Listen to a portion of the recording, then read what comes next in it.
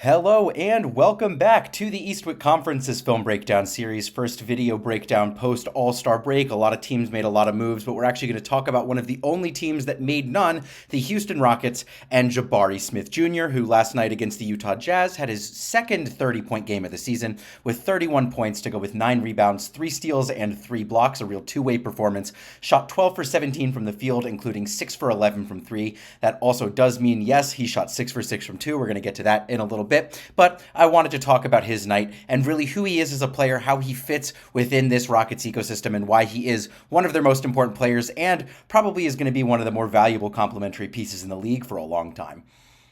So on the season, Jabari is averaging 15.6 points per game, shooting around 37% from three-point range, but in the month of February, that's up to 18.6 points and 47% from three on just under 6 attempts per game. Obviously, I said he took 11 in this one. I think that combination of increased volume and efficiency is really important just in general because of how important spacing is in the NBA, especially from a power forward, but especially on this Rockets team because we've talked about it before. This is a team very shy on shooters, a lot of guys that play real minutes. Defenses are more than okay with helping off of making life tougher on the ball for Kevin Durant, for Alperen Şengün. So to have a guy out there that plays really important minutes next to those guys that you can't do that to is pretty key for this team. This Utah defense, you'll see, did a lot of that off of Jabari, and they paid for it. A lot of these you're going to see, though, I said it very simple.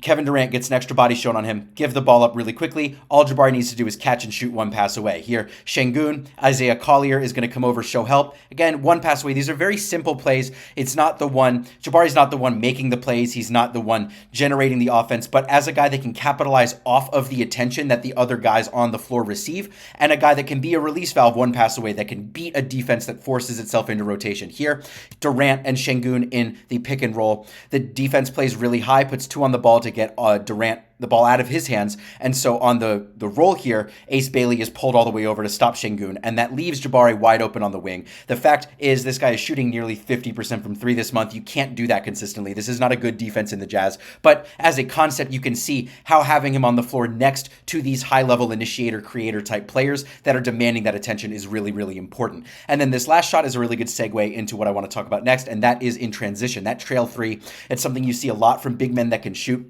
You can't leave him open there because he'll just catch it walking down the court early in the clock, let it fly, get the team easy points. But I said he shot 6 for 6 from 2-point range in this game, and that's because a lot of the looks are going to be just like this in transition. So obviously Steven Adams out for the season for this team. That takes away one of their biggest strengths in the half court is the offensive rebounding that this team has. They're the best offensive rebounding team in the league.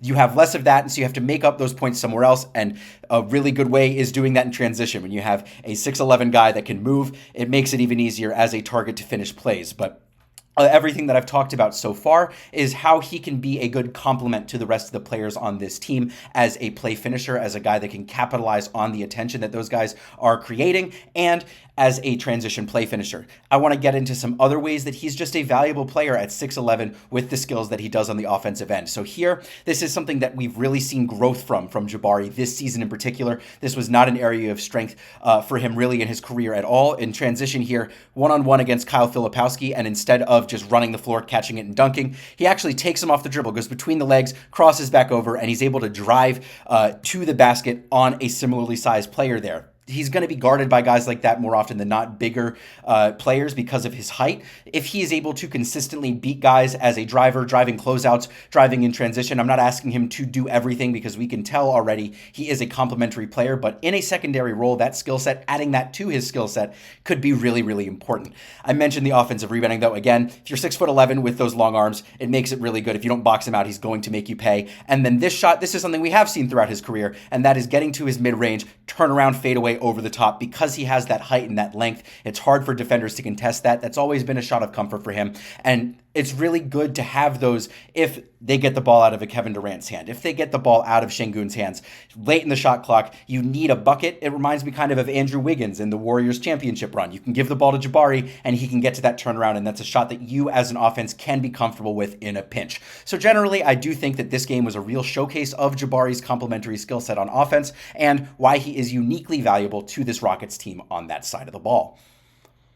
Now I want to spend some time, though, on Jabari's defense because this is a very good defensive team, and he is very much a part of that. The first thing I want to talk about, again, this guy is 6'11" with a real plus wingspan. There's not a lot of guys that can block a Lauri Markkanen three-pointer like that. So those measurables alone give him the potential to be an impactful defensive player, but really it's what you do with those measurables that really counts. And I think that he has a combination of effort, IQ, and mobility that unlocks him into being a real plug-and-play plus defensive player in the front court. So on this play, Reed Shepherd is getting posted up, and so Jabari does a good job of helping over, putting two on the ball, making Collier pick up his dribble and look for a pass, passes it to Jabari's man, and he immediately rotates back, and then he's able to stay in front, take those bumps, put a hand in the cookie jar, and come out with the steal, force the turnover for his team. Here, actually, you can see he starts the possession on Ace Bailey in the corner.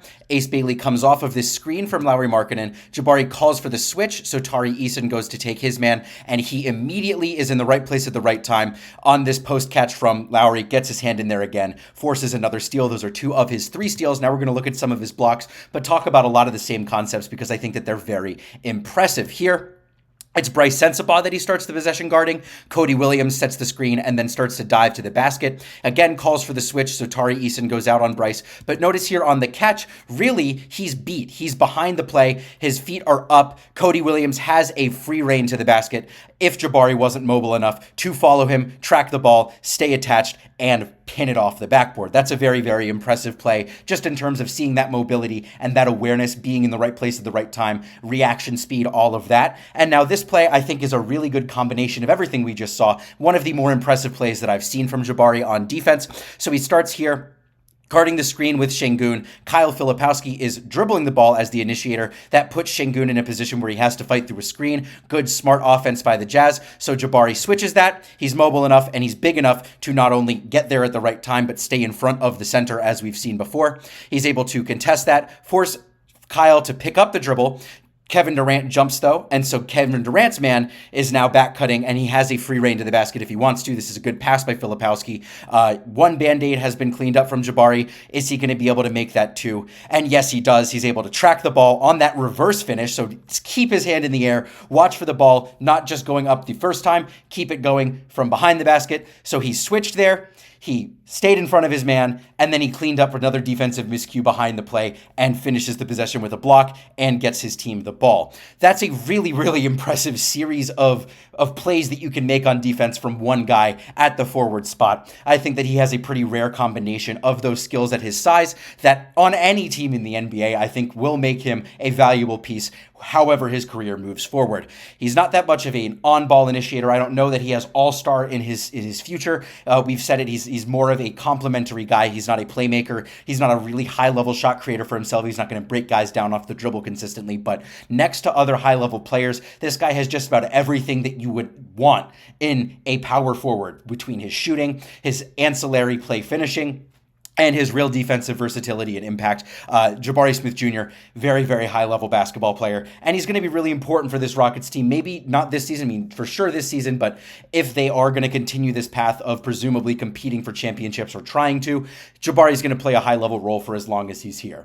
Thank you so much for watching. I really appreciate it as always. More to come soon, and I hope that you have a great day.